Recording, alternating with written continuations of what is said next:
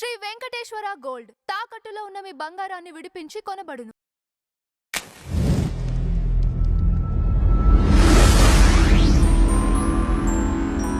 తిరుమల లడ్డు గురించి అయినంత రచ్చ ఇంకే ఏది అవ్వలేదు.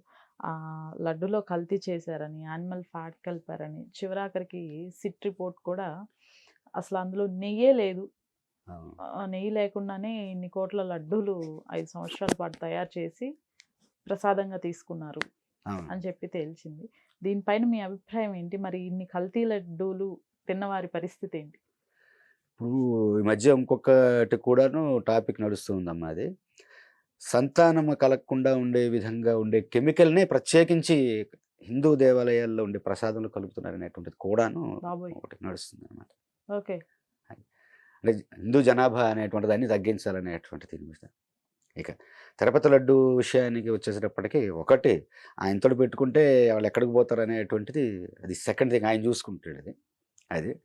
అయితే విషయం ఏంటంటేనమ్మా, ఇక్కడ లడ్డూ తయారీలో వచ్చేసినప్పటికీ ఖరీదైనటువంటి వస్తువులలో ఒకటి తేనె, అది మన నెయ్యి.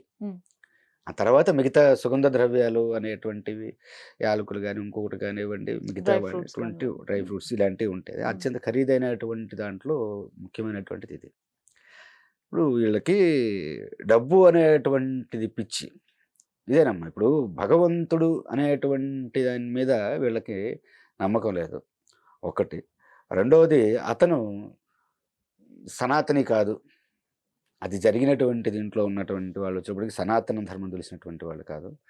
ఇంకోటి ఏంటంటే అది టోటల్లీ కెమికల్స్ తోటి తయారు చేసినటువంటిదే నెయ్యి. వేరే ఒక ఫ్యాట్ అనేటువంటి దాన్ని తీసుకొని వచ్చి దాంట్లో కెమికల్స్ అనేటువంటివి కలిపి అటువంటి ఒక ఇది వస్తుంది అనేటువంటిది. అది 100% జరిగి ఉందమ్మా అది. ఎందుకంటే నాకు తెలిసినటువంటి కోణంలో కూడా నేను విచారించేసాను అన్నమాట. అంటే విడిగా అనేటువంటిది కాదు. ఇంకొకటి అప్పుడు తీసుకున్నటువంటి లడ్డు ఆ టైంలో, ఇది బయట పడనటువంటి టైంలో లడ్డులో ఏం జరిగిందంటే, నేను తీసుకొచ్చి ఫ్రిడ్జ్లో పెట్టాను, మర్చిపోయాను తిరుపతి వెళ్ళి. వాస్తవానికి అలా పెట్టిన తర్వాత ఈ కాంట్రవర్సీ అనేటువంటిది మొదలైంది. చంద్రబాబు నాయుడు గారు ఇలా అనౌన్స్మెంట్ చేయటము ఇది. అప్పటికి వచ్చేటప్పటికంటే 1 month గడిచిపోయింది అనమాట. నేను ఒకసారి గుర్తుకు వచ్చేసేసి నేను ఫ్రిడ్జ్లోంచి తీసి చూస్తే పొడి పొడి అయిపోయింది. అది ఫ్రిడ్జ్లో పెట్టించాను. అది ఆవిరి ఎందుకు అయిపోయింది అన్నది? ఆవిరి, నెయ్యి అనేటువంటిది ఎప్పటికీ ఆవిరి కాదు కదా. మీరు చెప్పండి, అది మీరు నెయ్యితోటి ఏదన్నా ఒకటి మీరు పెట్టారని చెప్పేసి అన్నప్పుడు అది ఎప్పుడైనా డ్రై అయిపోతుందా? అంటే గట్టి పడుతుంది కదా సార్ ఫ్రిడ్జ్లో పెట్టినప్పుడు. పొడి అయిపోయిందమ్మా అది. గట్టి పట్టం కాదు. గట్టి పడితే రైట్, ఓకే, నో ప్రాబ్లం. నెయ్యిగా గడ్డగడుతుంది కాబట్టి అనేటువంటిది. ఈ గడ్డగట్టం పోయేసేసి అదేదో మనము ఇక్కడ పక్కన పెట్టి వదిలేసేస్తే చీమలో ఇవన్నీ తినేసేసి పొడి పొడిగా అయిపోతే చూసారు, అలా అయిపోయింది లడ్డు. అది అంటే నాకు అప్పుడే కన్ఫర్మ్ అయింది అనమాట, రైట్, ఓకే, ఇది ఇక ఇంకా అప్పటి నుంచి తిరుపతి లడ్డు తినాలంటే కొంచెము ఇది వేస్తూ ఉంది. అది మొన్న తిరుపతి వెళ్ళొచ్చున్నాను, చక్కగా తినేసా వచ్చామన్నమాట. ఇప్పటికి కరెక్ట్గా వెళ్తుంది అని. అంటే నేను చెప్పినటువంటి అంటే అది పొడి అయ్యింది అని చెప్పేసేసారు అన్నప్పుడు అది నెయ్యి కాదు. సింపుల్ లాజిక్ అమ్మా. ఇప్పుడు సిట్ వాళ్ళు రిపోర్ట్ ఇచ్చారా, వేరే సైంటిస్టులు రిపోర్ట్ ఇచ్చారా, వేరే ల్యాబ్ వాళ్ళు రిపోర్ట్ ఇచ్చారా అనేటువంటి దానికంటే నా ఎదురుగానే అది ప్రూవ్ అయినటువంటిది అంటే అది పొడి అయిపోయింది. పొడి అంటే అది చిన్న చిన్న పీసులుగా విడిపోయింది. అది ఏది కంప్లీట్ మీరు కంప్లీట్ లడ్డు ఉన్న లడ్డు పీసెస్ గా పొడి అయిపోయింది. అది పొడి అయిపోయేసి ఇంత ఏరియా అనమాట అట్లా విస్తరించింది ఆ పొడి అంతా కూడా. అంటే మరి ఇంకా అది మనం న్యాచురల్గా మనకి తెలుసు, నెయ్యితో తయారు చేసినటువంటిది కానీ నెయ్యి అనేటువంటిది కానీ ఆవిరవ్వటం అనేటువంటిది మనం ఎక్కడ కూడా చూడలేదు. అందులో దాంట్లో ఫ్రిడ్జ్లో పెట్టినప్పుడు మీరు ఎక్కడ ఎండలో పెట్టేసేసారంటే ఏదో అయిందని చెప్పేసి అనుకోవచ్చు, ఆవిరైపోయింది ఇది అనుకోవచ్చు. ఫ్రిడ్జ్లో పెట్టిందని పొడి అవ్వటం కారణం ఏంటన్నా? సో 100% అది జరిగింది. అది అంటే ఇప్పుడు దాని మీద ఇప్పుడు చూస్తున్నారని చెప్పేసి అన్నారు. దేవుడి దయ వల్ల వెంకటేశ్వర స్వామి ఆయనే చూసుకుంటారు. ఆయన మామూలు వ్యక్తి కాదు, ఆయనతో పెట్టుకుంటా. ఎందుకంటే ఆయన పవర్ ఏంటో నేను కొన్ని సెకండ్స్లో చూసిన వాడిని నేను. అదేంటంటేనమ్మా, నేను ఇంతకుముందు టెక్నీషియన్, అది నాది లవ్ మ్యారేజ్. లవ్ మ్యారేజ్ అంటే అది కూడా బెదిరించి మ్యారేజ్ చేసుకుని అనుకోండి అదొకటి. అప్పట్లో అంత హార్ష్గా ఉండేవాళ్ళం. అయితే ఏంటంటే ఆ. మా అత్తయ్య గారు వాళ్ళు ఏంటంటే కొంచెం పూర్ అనమాట అది. మేమేమో కొంచెం కోటీశ్వరులం. వాళ్ళు వచ్చేటప్పటికి ఇద్దరు ఆడపిల్లలు అనమాట. ఇద్దరిని ఒక అమ్మాయిని ఏంటంటే కట్నం ఇవ్వలేదని చెప్పేసి అనేటువంటి దీని మీద కృష్ణాల బస్ తగలబెట్టి చంపేశారు. ఉమ్, ఉమ్, ఇంకొక అమ్మాయిని వచ్చేటప్పటికి మేడ నుంచి తోసి ఇచ్చేసేసారు. తర్వాత మా మిస్సెస్ అనమాట. మా మిస్సెస్ కంటే మగవాళ్ళు అంటే అసలు పడదు. ఉమ్, వాళ్ళు ఇద్దరు అక్కలకి అలా జరిగింది అనేటువంటి. ఉమ్. ఎట్లాగో మా టాలెంట్ వాడి ఇచ్చేసామన్నమాట అది. ఓకే. సరే ఇప్పుడు ఏంటంటే ఇక మా ఏరియాలో కొంచెం రౌడీజంగా ఒక అతను ఉంటాడు అనమాట. ఉమ్, 2-3 మర్డర్లు చేస్తున్నాడు అనుకోండి. ఉమ్, వీళ్ళు వాళ్ళ దగ్గరికి వెళ్ళారు. నేనేంటంటే బాంబే పెళ్లి చేస్తాను అది ఇది అని చెప్పేసి అని చేసేటప్పటికి ఉమ్. వాళ్ళ దగ్గరికి వెళ్ళారు మా అత్తయ్య గారు మా మామయ్య గారు. ఓకే. అతను ఎవరో మమ్మల్ని ఇట్లా బెదిరిస్తున్నాడు అది అంటే సరే పిలిచాడు. పిలిచిన తర్వాత అతనికి రిలేటెడ్ నా నా బెస్ట్ ఫ్రెండ్ అతను వచ్చాడు. వస్తే చాలా మంచి వ్యక్తి. అతన్ని పెళ్లి చేసుకోవడం అని చెప్పేసి అంటే అదృష్టం ఉండాలి అని చెప్పేసి అని చేస్తే సరే ఓకే కదా అని చెప్పేసి ఒక పెద్ద ర్యాలీ పెట్టారు. ఉమ్, కారులో మేము ముందు ఒక 50 బైకులు వెనకాల ఒక 50 బైకులు వెళ్ళారు. సెక్యూరిటీ అనమాట అది. ఓకే. అలా అలా వెళ్తే ఏ గుళ్ళో కూడా ఆ రోజున పెళ్ళిళ్ళు చేయలే. ఒక గుళ్ళోకి వెళ్తేనేమో ముందుగా చెప్పాలని, ఇంకో గుళ్ళో వెళ్తేనేమో అక్కడ ఎదురు ఒకళ్ళు చనిపోయారని చెప్పేసి అని ఉమ్, ఇలా తిరిగి ఏదో ఒక గుడికి సత్యనారాయణ స్వామి గుడికి తీసుకొని వెళ్ళారు. ఉమ్. తీసుకొని వెళ్ళిన తర్వాత దేనికి సార్, పెళ్లి కోసమా? పెళ్లి చేయటానికమ్మా ఓకే. ఓకే. వెళ్ళారు. ఆయనేమో ఐరన్ లెగ్ శాస్త్రి లాగా ఉంటారు లావుగా.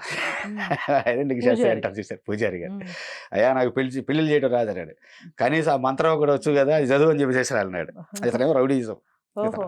ఓకే. అది ఇప్పుడు ఈ రౌడీనే చేశాడు మీకు పెళ్లి? అవును అతనే అవునా? అనమాట. ఓకే. అతనే ఆ. అతనే అనమాట చేసింది. చనిపోయారులేండి ఆయన. చంపేసేసారు ఆయన. ఉమ్, తర్వాత ఏంటంటే ఏదో పెళ్లి మంత్రాలు మాంగళ్యం తంతురా నేను అనేటువంటివి చదివారు. ఉమ్, ఏది చేసేసారు. తర్వాత గిటోలు తీశారు. ఆ తర్వాత అసలు నేనేంటి అనేది బ్యాక్గ్రౌండ్ తెలుసుకున్నాడు.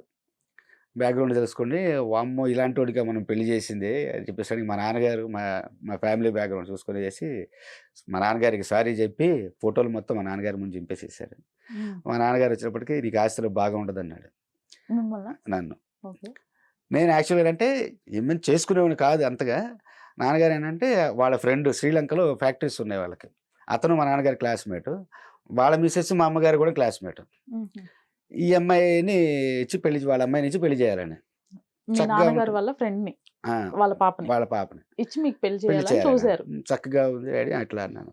మరి కట్నం తీసుకోవాలంటే 30 లక్షల రూపాయలు అన్నాడు. నేను తీసుకుంటాడు అన్నాను. నన్ను రోడ్డు మీద అడుక్కునే అమ్మాయిని తీసుకొచ్చి పెళ్లి చెయ్యి నేను పోషించుకుంటా. నాకు అంత స్కిల్ ఇచ్చాడు భగవంతుడు. నీకు తెలిసిందే. కట్నం తీసుకున్నాను అని చెప్పేసి అంటే ఒక నేను ఏదో గొప్ప సాధిద్దాం అనుకున్నాను.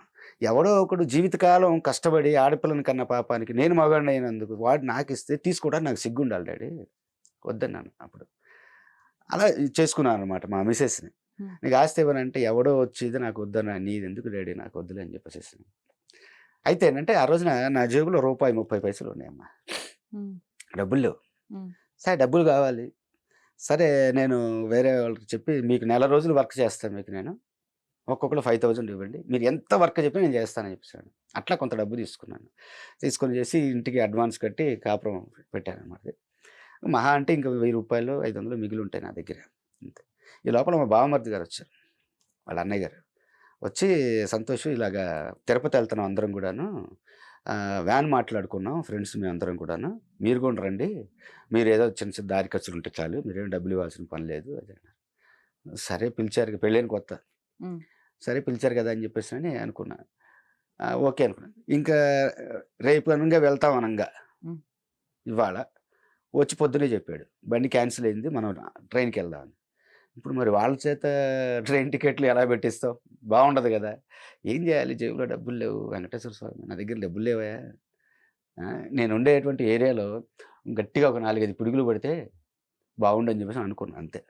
జస్ట్ అలా ఆ వరండాలో కూర్చొని ఎందుకు సార్? రిపేర్లు వస్తాయి అనేటువంటిది. ఓ. నా రీసెర్చ్ చేసినప్పుడు నేను మిగతా ఎలక్ట్రానిక్ ఎక్విప్మెంట్స్ కూడా రిపేర్ చేసేవాడు అనమాట. ఓకే. ఓకే. ఓకే. అలా కోరుకున్నా. అలా కోరుకుని మనసులో మాట పూర్తి అయ్యిందో లేదో నమ్మది. వెంటనే ఉన్నట్టుండి ఆకాశం నల్లబడిపోయింది. నల్లబడిపోయేసేసి వర్షము లైటింగ్ వచ్చింది ఫస్ట్. నేను లెక్క పెట్టుకున్న 1, 2, 3 అని లెక్క పెట్టుకుంటున్నాను. అంటే సౌండ్ ఒక స్పీడ్ అనేటువంటిది తెలుసు కదమ్మా. కరెక్ట్‌గా నా బ్యాక్ సైడ్ నుంచి పడినాయి. 4 పిడుగులు పడినాయి. విషయం ఏంటంటే అందరూ నా కస్టమర్స్, అందరూ నా ఏరియా అనేది. పడింది, వర్షం ఆగిపోయింది మళ్ళీ. ఒక అరగంటకి అక్కడ ఒక టెక్నీషియన్ వచ్చాడు. అన్న మా ఏరియాలో పిడుగులు పడినాయి. దగ్గరగా 200 ఎలక్ట్రానిక్ ఎక్విప్మెంట్స్ పోయినాయి అన్నది. నువ్వు రావాలి చేయాలన్నాడు. ఓకే పద అని చెప్పేసరికి బండి కూడా లేదు నా దగ్గరే. ఏమీ లేదు. అతని బండి మీద నేను వెళ్ళాను. ఆ రోజున ఇక పొద్దునుంచి సాయంత్రం కల్లా ఒక 10,000 రూపాయలు సంపాదించుకున్నాడు. మిగతా వాళ్ళకి వచ్చేసేసి చెప్పాను, ఇలాగా తిరుపతి వెళ్తున్నానమ్మా, రాగానే చేస్తానని చెప్పేసి అన్నాను.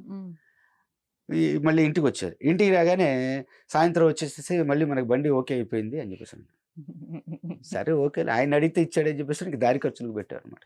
ఆయన అంత పవర్ఫుల్ అమ్మాయి, మామూలు వ్యక్తి కాదు. అంటే నా లైఫ్లో జరిగింది అనమాట అది. అలా మనసులో అనుకున్నాను. అసలు మిరాకిల్ అన్నమాట. చూస్తూ ఉండగానే ఆకాశం ఒక్కసారిగా అలా నల్లబడిపోవటము, వర్షం పడటము, నేను కోరుకున్న విధంగా నా ఏరియాలో పిడుగులు పట్టము అనేటువంటివి. మళ్ళీ ఆగిపోవటం. జస్ట్ ఆ 4 పిడుగులు పడినాయి, ఆగిపోయింది అంతే. ఆయనతోటి నాకు ఉన్నటువంటి ఎక్స్పీరియన్స్ అదమ్మా. ఇప్పుడు అలాంటిది ఆయనతోటి పెట్టుకున్నాడు ఎవరైనా కానీ అని చెప్పేసారంటే అది సామాన్యమైన విషయం అనేటువంటిది కాదు. అది చాలా పెద్ద పొరపాటు చేసిన వాళ్ళు అవుతారు ఆయనతోటి పెట్టుకోవడం అని చెప్పేసి అంటే. అలా జీవిత కాలంలో అతిపెద్ద పొరపాటు చేసినటువంటి వాళ్ళు అవుతారు. All right sir. Thank you sir. Thank you. ఓకేనమ్మా.